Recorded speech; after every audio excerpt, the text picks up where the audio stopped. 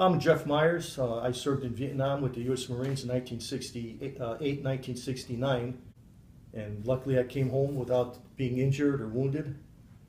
Yes, most of the booby traps we encounter were they're actually our own type of grenades. The enemy would get a hold of them somehow, even buy them on the black market, and they would run a tripwire from the pin on the grenade. They'd fasten the grenade on the ground, and then they'd run the wire to across the road or the path to like a tree and wire it, and maybe it was about 6 inches high. And if you're walking and you didn't observe it, you would trip the wire, and when you trip the wire, pull out the pin, and the grenade would go off.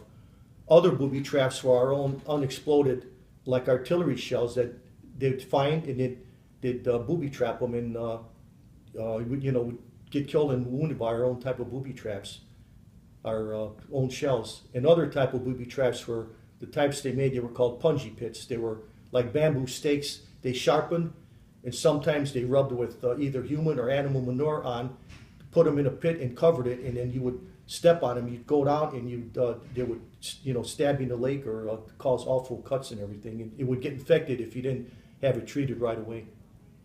Because the helmet was, I think, 5 pounds. The flak jacket was, I think, 15 or more.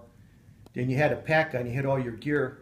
Then I carried five canteens, 3 on me, 2 in my pack.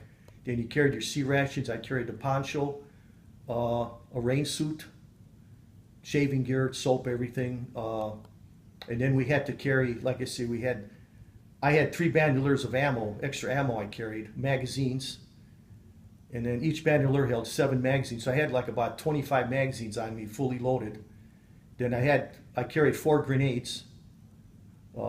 We had to carry these pop-up flares, these signal flares to like land a helicopter, different color smoke. And one thing I look back, you're out there in that 100-degree heat with all this gear on. You weren't really alert. You know what I mean? It was so much heat. You're not in a good fighting condition because of that, in that heat with all that gear you have on.